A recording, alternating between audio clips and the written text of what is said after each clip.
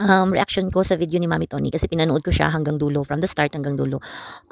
Bilang mami, bilang nanay ng may anak akong babae kasi, hindi po ako basher ni Mami Tony kasi lahat po ng content ko ay si Mami Tony. Actually kay Mami Tony ako maraming views palagi sa mga video ko kasi nga idol ko si Mami Tony, so nakasubaybay ako sa kanya sa lahat ng ginagawa niya. Itong video na 'to dahil na-trending siya so pinanood ko. Ayaw ko sana ngang i-upload 'to sa video ko, kasi medyo nga maraming basher, pero ako hindi ako basher ni Mami Tony.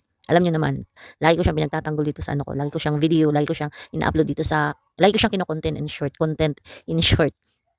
So, ang reaction ko lang, kasi nga nanay kami parehas ni Mami Tony, iniisip ko lang si Bibi Tyronia kapag kasing 'pag lumalabas siya sa ano, okey lang diyan sa loob ng bahay nila kasi sa loob ng bahay nila lahat doon na nakapalibot sa kanya kayang i-manage si Tyronia na huwag manood ng ganito kasi malaswa anak, gano'n. Pero iniisip ko kasi kapag nasa labas na si Tyronia, kapag nag-i-school na siya, so hindi na siya hawak do'n sa loob, hindi na siya nama-manage ng mga kasamahan niya na malalaki do'n, yung parent niya do'n, yung mga tita niya. So, nasa labas siya, so public, nandun siya sa mga classmate niya, so anong sasabihin ng mga classmate niya, 'di ba? Kasi siyempre may reaction 'yun, gano'n.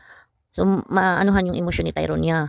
Kasi nandun alam niyo naman sa labas, alam niyo naman sa public ngayon, ang mga bata ngayon matalino pa sa mga matatanda. 'Yun lang ang iniisip ko kung ano yung nararamdaman ni Tyronia kapag nalaman niya yung video niya na nag-trending dun sa labas na sobrang laswa. Okey, ulitin ko, hindi po ako basher. Um, Inano ko lang, iniisip ko lang yung ano ni Tyronia ba, yung mararamdaman niya kapag nalaman niya or napanood niya dun sa ibang tao yung video ng mama niya or yung mga kasama niya dun sa bahay. Yun lang.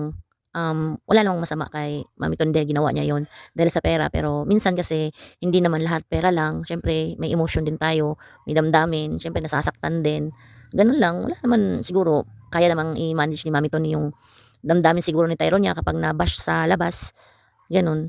Hindi natin alam, pero para sa akin bilang nanay parang hindi nga rin talaga maganda. Yun lang, ano ko lang, opinyon ko lang bilang nanay din.